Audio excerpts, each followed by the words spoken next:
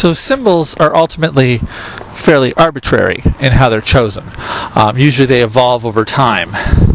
Perhaps someone suggests an idea, coins a term as we say, and then other people like their coinage. When we think about slang terms, the origin of most slang terms can be generally traced very clearly to some historical moment.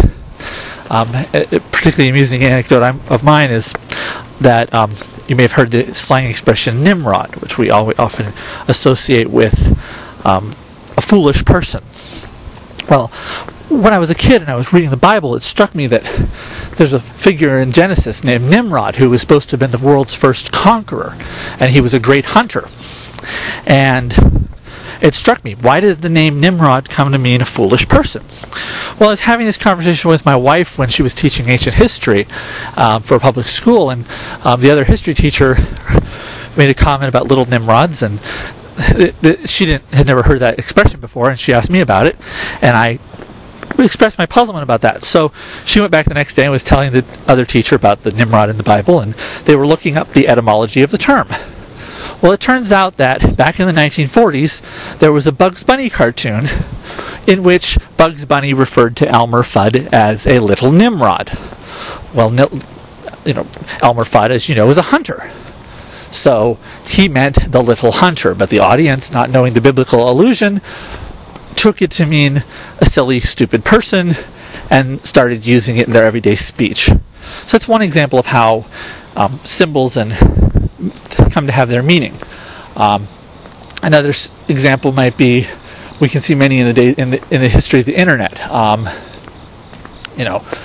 internet has been a fastly evolving aspect of our culture over the last 13 years, certainly, although in its ultimate form, the internet dates back to almost 40 years, to the original ARPANET that the military and scientific researchers used. And even back in those very early days, and then certainly by the 1980s, as bulletin boards and email lists and such were starting to come into use, people began to develop little symbols that we now associate with what we call texting.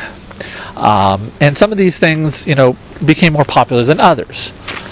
In fact, the smiley face that I mentioned previously, there was an article last year or two about the anniversary of the invention of the smiley face online. And it was a college professor, when they were discussing how do you express emotions in text-based communication, who suggested using the colon and the closed parentheses as a little smiley face. Well, similarly, expressions such as LOL and other things are symbols that people began to use online, and over time, more and more people use them. And so that's examples of how we give meaning to symbols, all right? So again, when you use a symbol, people expect you to use it in the same meaning. An example of this would be, I have a friend who, you may have heard the expression, it's the pits. Usually when someone says something is the pits, it means they don't like it. That's the pits, right? Well, I have an elderly lady I know who, she uses the word "it's the pits" to say that she likes something. So you give her a present and she said, "Oh, I love it, it's the pits."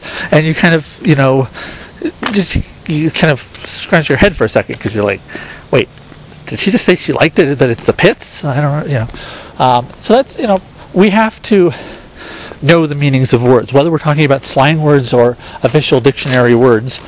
We have to know the meanings that words are supposed to have. We have to know the rules of communication so that we can effectively share our ideas.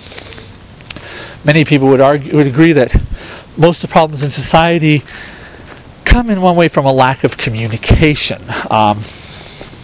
We often hear in relationships, right? The couple broke up because they didn't communicate. There are two famous quotations from Confucius that I like in this regard. One is that the first step towards wisdom is to call a thing by its right name.